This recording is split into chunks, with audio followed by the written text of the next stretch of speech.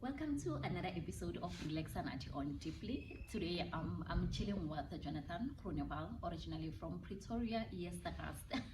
I hope I pronounced that right. Jonathan is best known as 2J.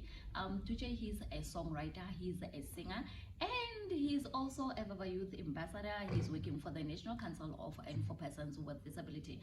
2J, thank you so much for your time and welcome to the show. Thank you for having me. Welcome. You can greet the listeners at home. Hey, what up, motivators? What's good? That's nice. Tujay, thank you so much. I know that there's been, I've been telling you that I want to have you on the show and I didn't have time, and today at least that you have time. I really appreciate your time. So please tell us about yourself. 2J is a rapper. I was born in 1983 at the age of 2 is when I got diagnosed with muscular dystrophy, and then doctors said I wouldn't live up to the age of 4, but they're now turning 40 this year, so yeah. And they said I wouldn't, if I lived beyond the age of 4, I wouldn't have a normal life. You know, I wouldn't be able to attend school, I wouldn't be able to have a job. But as you can see, I have a job at the NCPD. Yeah. I didn't complete school, but I am a qualified life coach, qualified digital content creator, film director. Wow. So yeah, what medical says is not what the person can deny. That's true. That's true. Saying about that, they said you only gonna live up to the age of 4. Did you go back to the doctor after to show him that you are a grown man now? To be honest, I've been looking for him. I don't even know the name of the doctor. Oh, okay. Yeah. Was it in a private hospital, public, or was it in a private services? Back then, I don't know what to call it because there wasn't really such a thing as private or public. It was kind of equal in a way. Today it's called, I think it's called Steve Biko. Back then it was called, I forgot the name now. It was a hospital in Pretoria. Vault or something like that. Yeah. Okay. Oh, okay. That's nice. Actually, that was actually quite a bomb. I thought we were gonna talk about something else before you tell me about it. Okay, 2J, I know that as people we have stigma of treating persons with disability in a way that we think it's appropriate to treat them. What can you say to people out there? How do you want them to treat you? How do you want them to treat persons with disability altogether? I always say the curiosity of a child. You know, many parents, a child will ask, what happened to you, or what's wrong, and the parent will say, no, don't ask that. Whereas we welcome it. You're welcome to ask questions because when more questions being asked, the more awareness is given. I'm speaking for myself, but what I've experienced is other persons with disabilities want you to rather ask questions than to think or assume.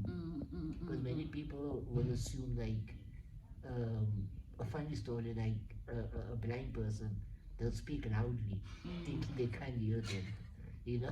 True. So it's those type of things where a person can ask. And even for another funny story, I was in Cape Town, went to the cinema, and we were booking our tickets, and then the person recognized me. I was on TV, and they asked my brother, like, is he the rapper on Shift?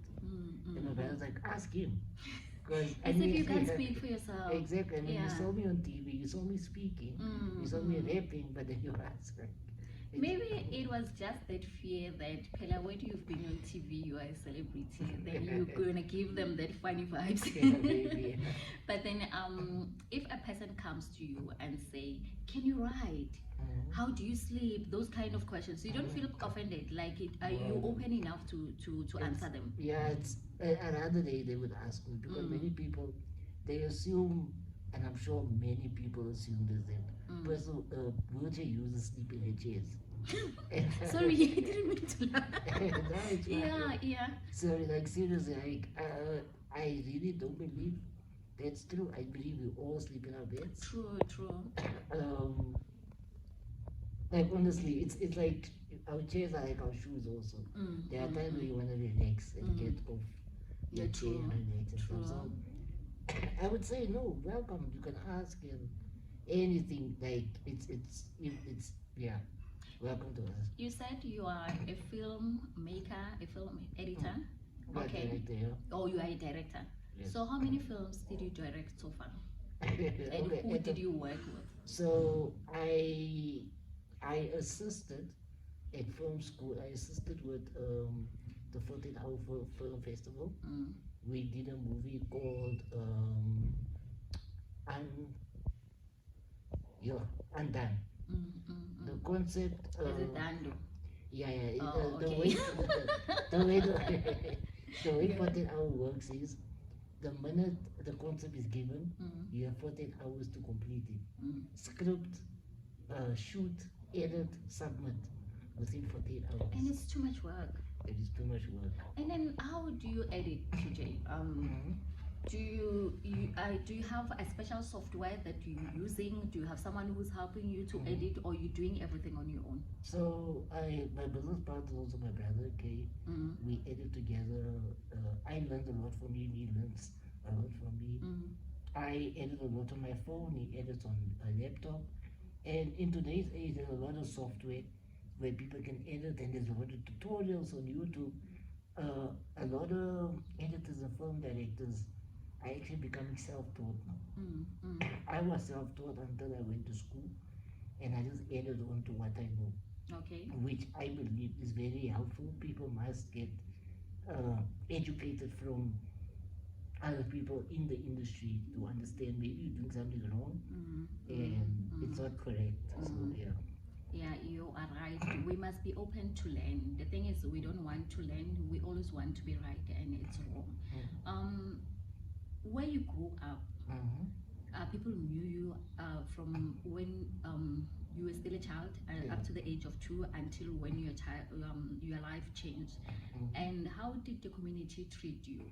Was it different, and how are they treating you now? So I grew up very mainstream. Like I didn't grow up amongst other children with disabilities. I went to a mainstream school. Up to my high school career, I was in a mainstream school, and I was an indoors type of child. I think only from grade 5 is when I actually started playing outside.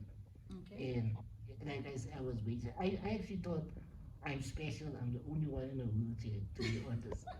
Until the day that must have been very nice, no? Yeah, until the day I actually came to Carol, and I was like, okay. Yeah, there's a lot of us. Yeah. So yeah, that was the first time. But the other thing is that in my matric year, so my condition muscular dystrophy, I basically get weaker as I age. Okay. So in matric, I couldn't hold a pen anymore. So I couldn't even finish my matric. And that was the first time I actually asked my mother what's going on. When she explained. After so many years. Yes. Yeah. After she explained to me what's going on, that's when I actually went through a dark spell. People noticed it in my poetry and my music. There was a dark area where I was depressed and stuff because I didn't feel like living anymore. I was thinking, what's the use? But I think that was needed for me to find the light. But yeah, that's. And then the reason for you to be indoors, was it because you felt like the community was not going to accept you, or is it because you are an introvert?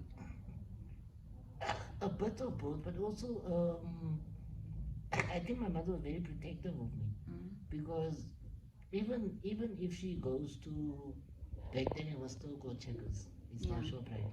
Back then if I go with her to Checkers, then I start racing because I could push myself back. Yes, I start racing around, see how fast I can go all around the shop while she's doing shopping. Then she'll call me like, hey, you must come. Like I wasn't afraid of society, you know. So, but as time went, I couldn't push myself anymore. So I became more and more indoors because, like, my parents would have to push me around and they have to it's shopping. It's a lot of things to carry around. So I only go out once in a while. But I'm more introverted. Yeah, I would rather be at home watch TV